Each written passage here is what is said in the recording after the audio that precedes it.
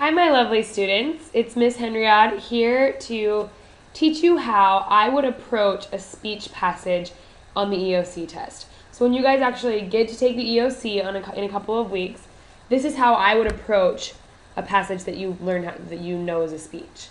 So we just read the speech out loud about Etta Edwards Scholarship. So what I'm going to do is I'm going to go down to the first question. The first question says, which sentence is the thesis statement of the speech?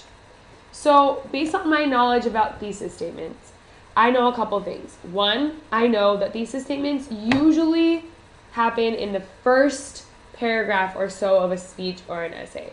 So I'm probably looking for something that happened towards the beginning of the speech.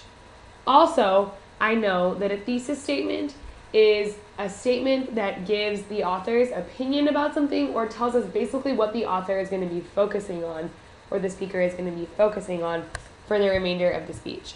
So if I look at my answer choices, I'm going to do a process of elimination here. Answer choice A says, thank you for allowing me to formally introduce a subject that many of us have been discussing for quite some time. Establishing a college scholarship to honor the contributions of Mrs. Etta Edwards. That's seeming like a good choice right off the bat, just because I know from reading the speech that this speech is actually about trying to get a scholarship put in place for Mrs. Etta Edwards. So that sounds like a good one. What does B say? After 37 years of teaching English at Westwood High School, Mrs. Edwards is retiring. That is important to the message of the speech, but I wouldn't say that's what the entire message is. That's not what the entire speech is focusing on. Also, C says, when Mrs. Edwards first arrived at Westwood High School, there was no English department.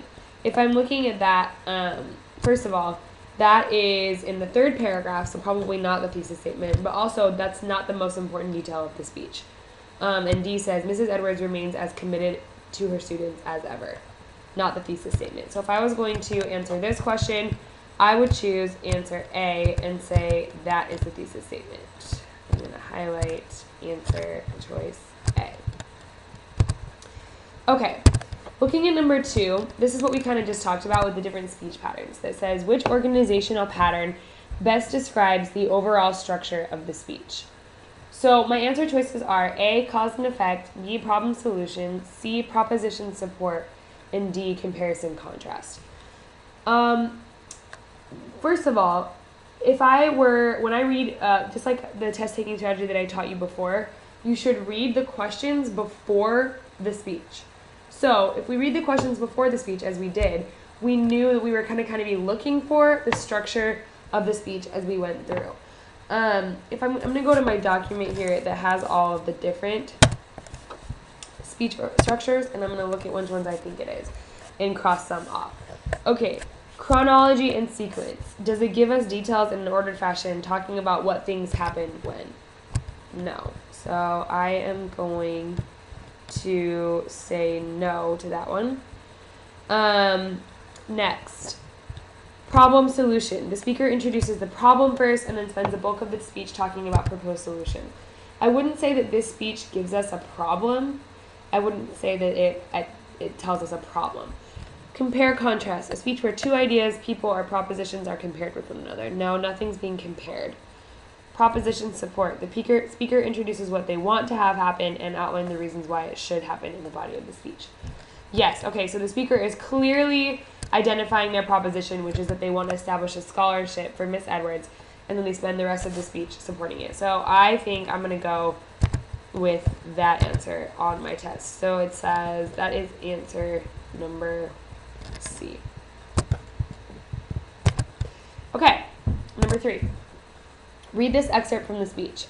Nothing we could do to celebrate her years of helping Westwood students succeed academically would please her more than to have a scholarship named after her. No one is more deserving of that honor. Which rhetorical device is used in this excerpt? Okay, so I'm recalling my the stuff that I know about rhetorical devices. So I would say that the best strategy to use on this question is probably going to be process of elimination. So I'm going to look at my answer choices and just cross them off as we go along. Okay, analogy. I remember when we talked about speeches earlier that an analogy is an extended metaphor where I compare something to something else in order to make the other thing more clear.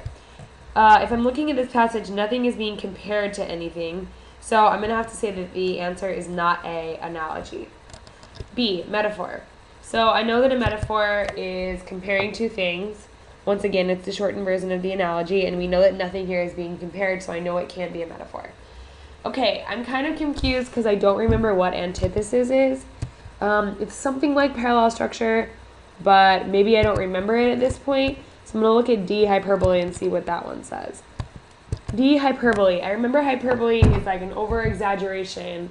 It's like making something seem bigger or more important, or it's just exaggerating. So if I look at this language in this, I have nothing we could do to celebrate her would please her more. No one is more deserving of that honor. That seems like kind of big language.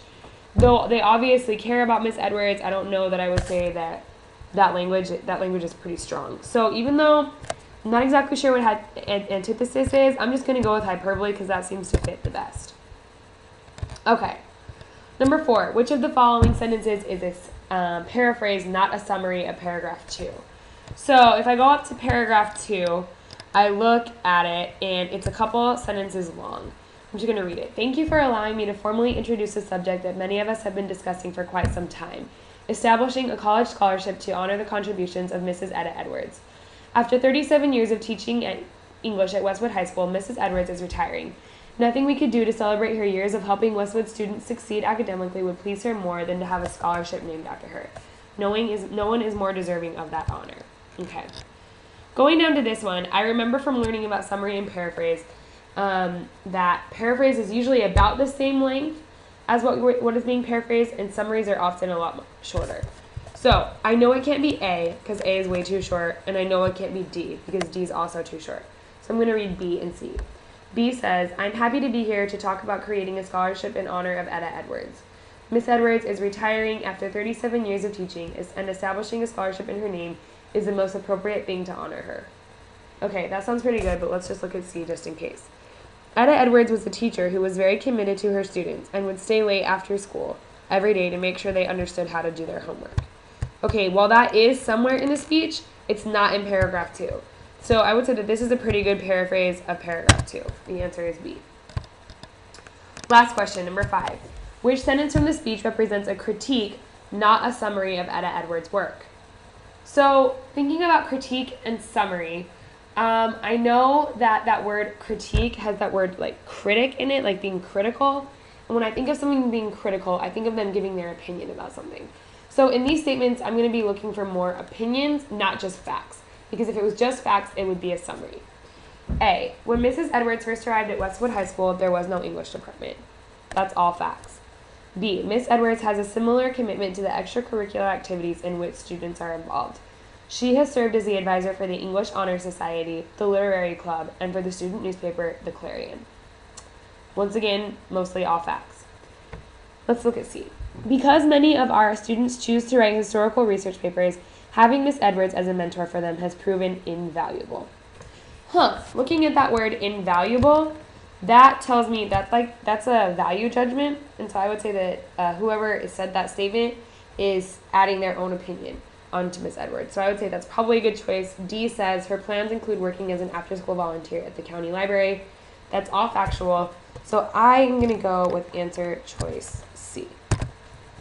Okay, perfect. So looking over that, that's exactly how I would approach a speech on the EOC. You guys are awesome. I know you guys are going to do really, really well on this packet, and you guys are going to kill it on the EOC when it comes to speeches. See you later.